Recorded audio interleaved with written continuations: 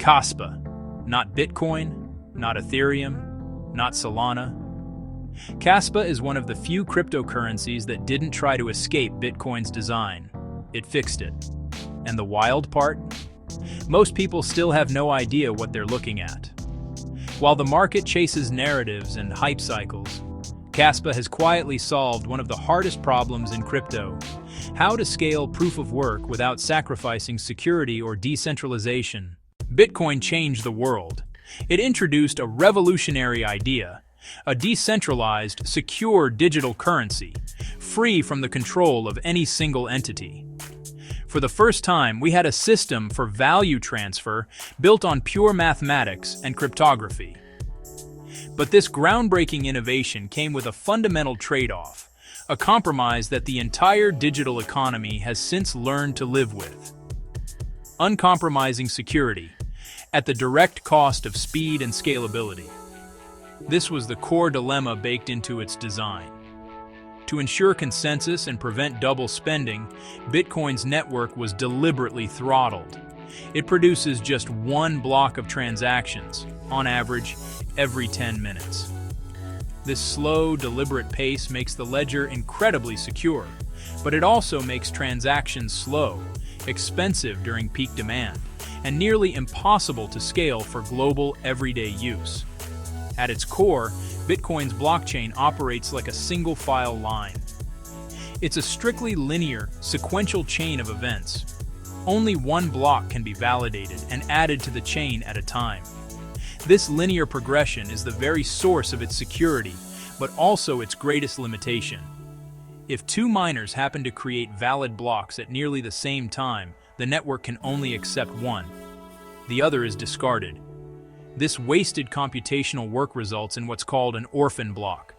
It's a perfectly valid block that simply lost the race, contributing nothing to the network's security or transaction history.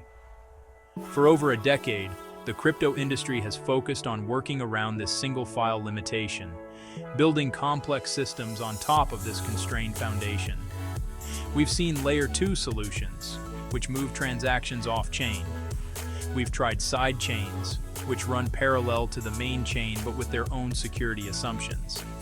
And we've built centralized high-speed chains that sacrifice decentralization for performance. All of these are patches, not fixes. Kaspa took a fundamentally different path. Instead of asking, how do we patch this single-file limitation? Kaspa asked, what if the assumption of a single-file line was wrong from the start? What if we could allow blocks to be created in parallel and keep all of them?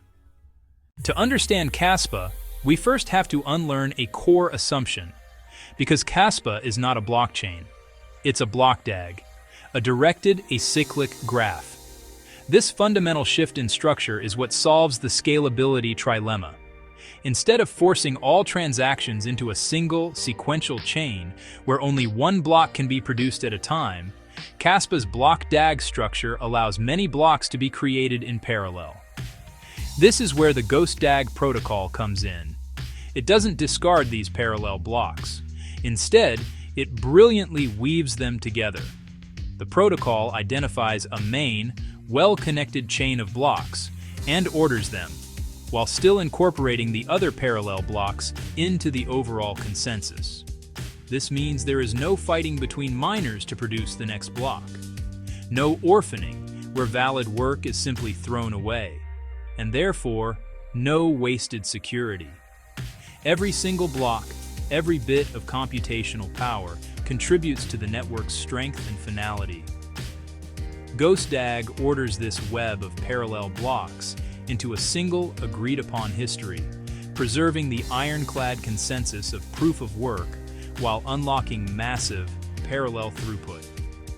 This is the key insight.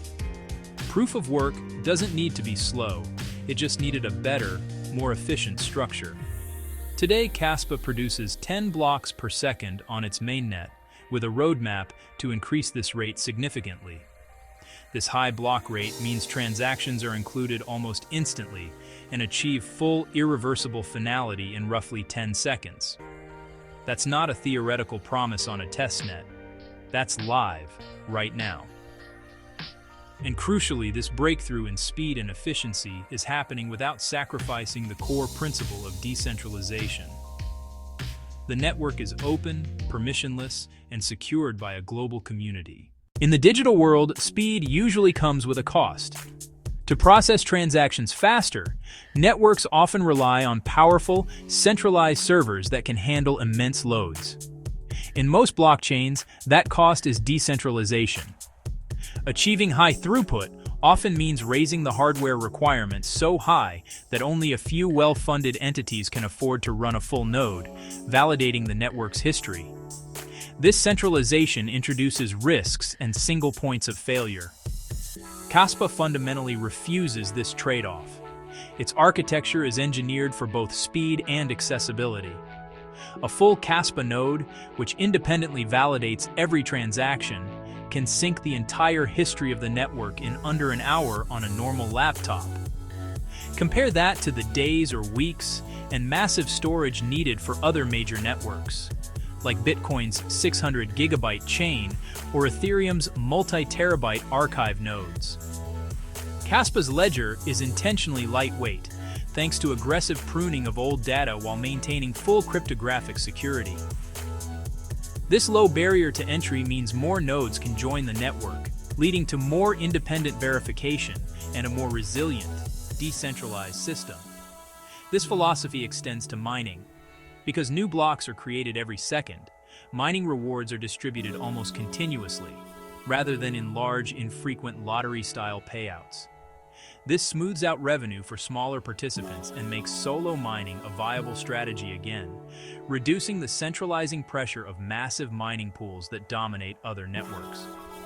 By enabling anyone to participate, validate, and earn, Kaspa isn't just fast, it's fair. Bitcoin is digital gold. Kaspa is aiming to be digital silver, not replacing Bitcoin, complementing it. Fast enough for everyday payments, secure enough for global settlement, neutral enough to be trusted infrastructure. Kaspa focused first on perfecting the base layer. No rushed smart contracts, no hype-driven features, just a rock-solid, scalable proof-of-work engine. Now that foundation is in place. Kaspa's codebase has been rewritten in Rust, unlocking major performance gains. Next, IGRA network, a layer 2 bringing smart contracts to Kaspa DAG. Further consensus optimizations, exploration of ZK rollups for extreme scalability. The philosophy is clear. Build the settlement layer first, then scale the ecosystem. Kaspa isn't chasing trends, it's building infrastructure. Despite all of this, Kaspa remains relatively unknown. Its market cap doesn't reflect its technical position. That gap between engineering and recognition is where underdogs live. Kaspa has no VC unlock overhang, no foundation dumping tokens, no marketing machine, just miners, developers, and a growing community. If proof of work matters, if decentralization matters, if scalable base layers matter, Kaspa stands out. Kaspa isn't loud. It doesn't promise overnight riches. It does something far more dangerous. It works. Kaspa takes Satoshi's original vision, security, decentralization, proof of work, and removes the one limitation that held it back. That's why it's the underdog, and that's why you should be watching it.